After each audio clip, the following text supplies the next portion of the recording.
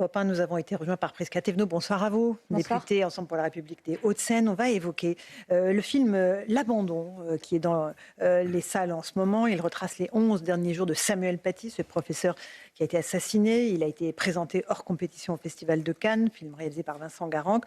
On va écouter quelques réactions de spectateurs qui ont vu ce film et qui disent ce qu'ils en pensent. On parlera aussi de la polémique qui a entouré ce film. Et puis on parlera du long format que vous diffusez ce soir, Gauthier, sur les professeurs, les nouveaux martyrs de la République. D'abord, les spectateurs qui ont vu le film L'Abandon. Mais c'est un film vraiment qui représente vraiment ce qui s'est passé et c'est vraiment très émouvant et très réaliste, quoi. Il n'y a aucune récupération politique ni rien du tout, quoi. Ça s'adresse à très grand public, ça s'adresse à tout le monde, c'est très bien que les gens le voient. C'est instructif, c'est un film dossier. La fin est vraiment très bien, assez prenante, assez émouvante. C'est bien que des films comme ça existent. Je ne vois pas du tout quelle récupération politique peut y avoir là-dessus. C'est des faits. Au contraire, il faut que tout le monde en ait conscience. Et c'est pas du tout, c'est pas manichéen. Je trouve que c'est un très bon film, très émouvant. C'est vrai que ce sujet, déjà, avant de le voir, c'était un risque en quelque sorte de le prendre, mais la façon dont le sujet a été traité, ça m'a convaincu. Vraiment, c'est un film très droit. Juste un mot de Rachel Kahn. La polémique, elle recouvre quel champ, en fait, sur ce film, Rachel Kahn? La polémique qui est liée au film L'Abandon. Elle recouvre le champ de l'extrême gauche, de l'extrême gauche qui a une volonté de faire taire et une volonté de gommer en fait l'ensemble des témoignages. Je suis un peu troublée parce que je suis troublée par le fait que les personnes qui ont vu le film soient floutées, en fait, comme si elles avaient peur de témoigner sur le fait que ce film-là était un film nécessaire. Ça en dit long. Ça en dit très long. Et juste, si je peux te dire juste un petit mot. Avant l'assassinat, avant cet attentat de Samuel Paty, il y a eu Toulouse. Il y a eu l'école aux Arts à Toulouse, où Mohamed Merah est entré et a tué des enfants à bout portant. C'était déjà et le après, signal il y a eu Dominique Bernard. Et ensuite Dominique Bernard. On est dans quelque chose d'extrêmement grave. Il s'agit d'une guerre larvée. Prisca Thévenot, vous comprenez cette polémique ou elle est indigne à vos yeux? Elle est absolument indigne. C'est la raison pour laquelle j'ai interpellé aujourd'hui par écrit le ministre de l'Éducation nationale pour lui demander, Monsieur Geffray, effectivement, pour lui demander à ce que ce film puisse être diffusé largement, encourager en tout cas la diffusion dans les lycées de notre pays, avec un temps d'échange derrière, que ce soit avec les enseignants qui le souhaitent, mais également avec des personnes de l'extérieur, soit des magistrats, des associations agréées, des référents laïcité, pour qu'on puisse continuer à expliquer ce qui s'est passé. Et le meilleur moyen d'éviter que ça ne se reproduise, le meilleur moyen pour que notre République continue à être debout, c'est surtout de ne pas nous terrer dans le silence, dans l'oubli, ou voir l'indignation un peu silencieuse qui reviendrait à dire qu'on n'est pas d'accord, mais le dire un peu à huis clos. Et je pense que plus que jamais, il faut qu'on se mobilise sur ces enjeux. Et poser les mots sur les choses, c'est-à-dire et le dire. La lutte contre l'islamisme, elle est fondamentale dans notre pays. Et bien sûr, elle est toujours d'actualité en fait. Elle est toujours d'actualité quand on voit que certains nous expliqueraient que simplement le fait de diffuser ce film reviendrait à pointer du doigt un tel ou une telle. Absolument pas. On devrait être unis en tant que nation, en tant que classe politique, derrière la diffusion de ce film pour réexpliquer ce qui s'est passé et surtout ne jamais oublier. Derrière l'assassinat de Samuel Paty par un terroriste islamiste, c'est la République qui est visée, c'est la liberté d'expression qui est visée, ce sont nos valeurs qui sont touchées. Et, pardon, mais le combat continue malheureusement. Et je note que vous demandez la diffusion de ce film dans les lycées. Oui, Prisca Thévenot, ce serait formidable dans un monde formidable, mais il faut se rendre à l'évidence. Il faut se rendre à l'évidence. Rachel Kahn le soulignait là, il y a des gens qui veulent dire du bien de ce film, mais qui ont le visage flouté. Il y a des professeurs dans leur classe qui n'enseignent pas, par exemple, la Shoah, ou qui n'enseignent pas une partie de l'histoire de France, parce qu'ils ont peur. Donc avoir des profs, Prisca Thévenot, qui courageusement prendrait l'initiative. Elle est bonne, votre initiative, hein, mais je demande à voir concrètement comment ça peut se passer. Vu l'état de nos classes, d'un certain nombre de nos classes. J'entends tout à fait légitimement votre propos et je me suis posé la question moi-même en rédigeant ce courrier.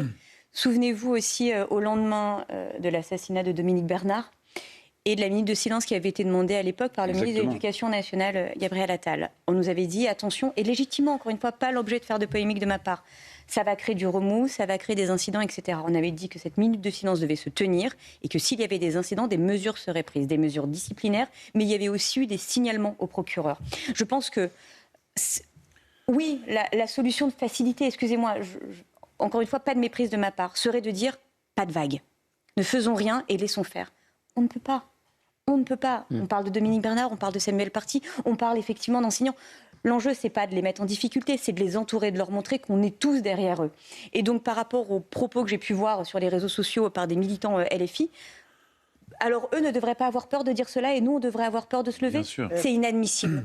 Vous avez totalement raison. On va juste écouter un extrait du documentaire, du long format que vous diffusez ce soir, parce que votre documentaire donne la parole aux profs, les nouveaux martyrs de la République. Écoutez cette enseignante qui raconte les agressions qu'elle a subies en donnant cours en CAP. Écoutez-la, écoutez bien, et je vous passe la parole, Gauthier, ensuite.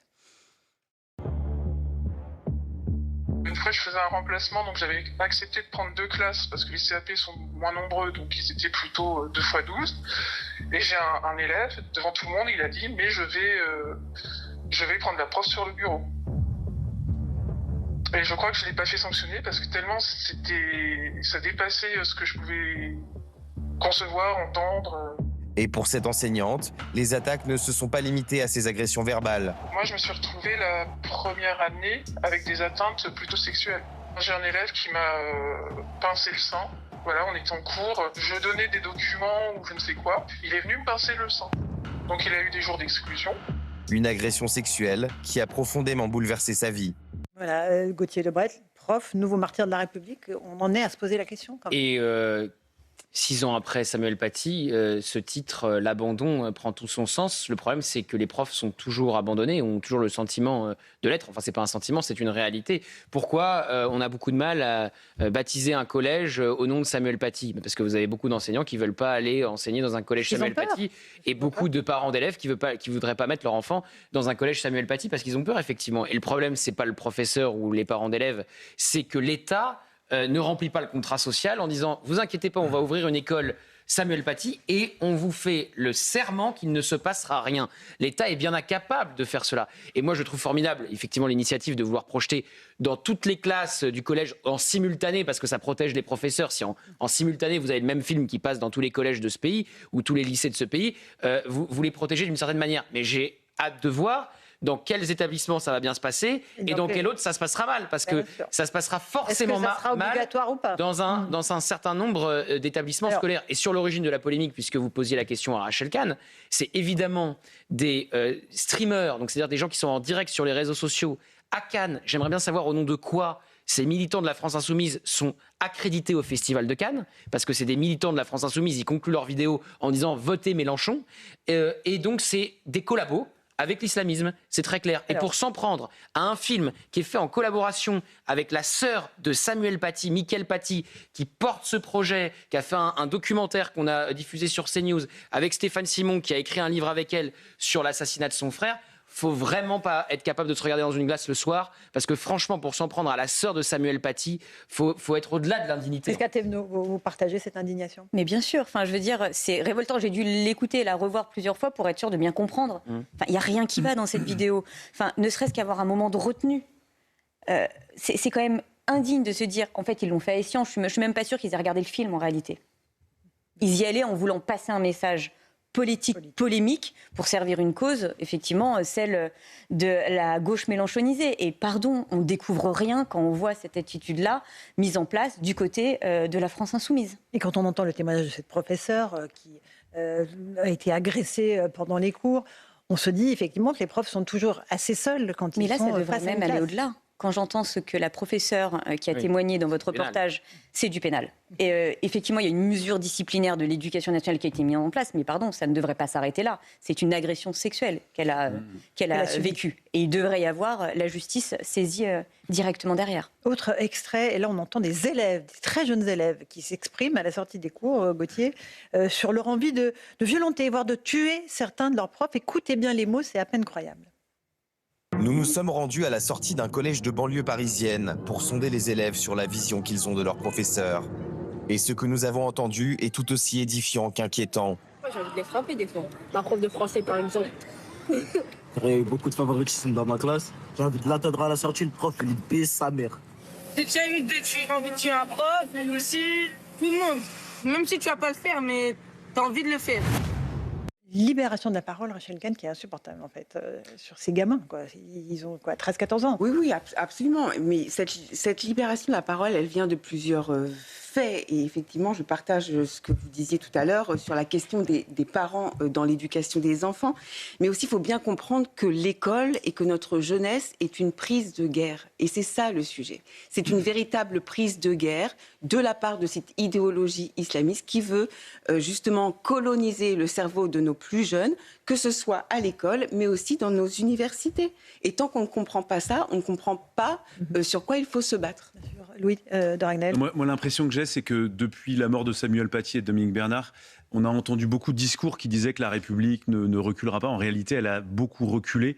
Il suffit de voir, il y a aussi, moi j'ai déjà lu des phrases avec des élèves qui disaient « je vais te faire une Samuel Paty ». C'est devenu même un gimmick. Exactement, un gimmick à l'école.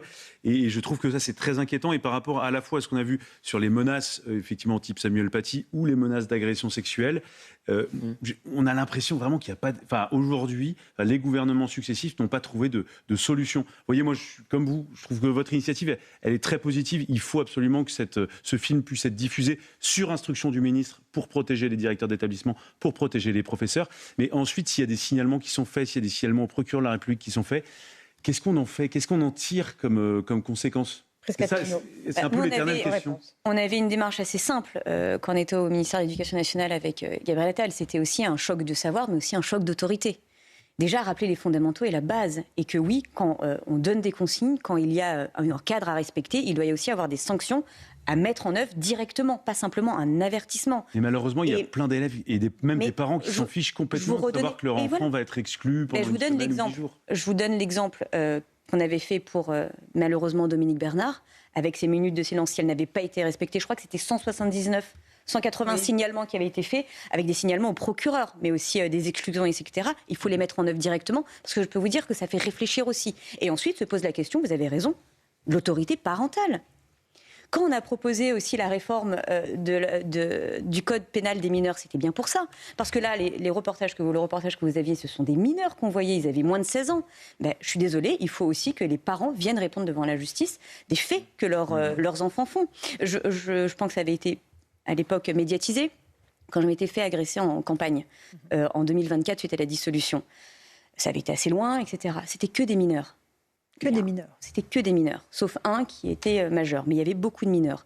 Bon, maintenant, je peux en parler puisque c'est passé. Mais les parents ont été appelés par la justice. Mais je pense qu'on doit aller plus loin, plus que d'être appelés pour expliquer ce que leur enfant ou pas a fait. C'est aussi avoir une part de responsabilité. Je suis désolée, quand nos enfants sont mineurs, nous, les parents, nous sommes responsables de leurs faits et actes.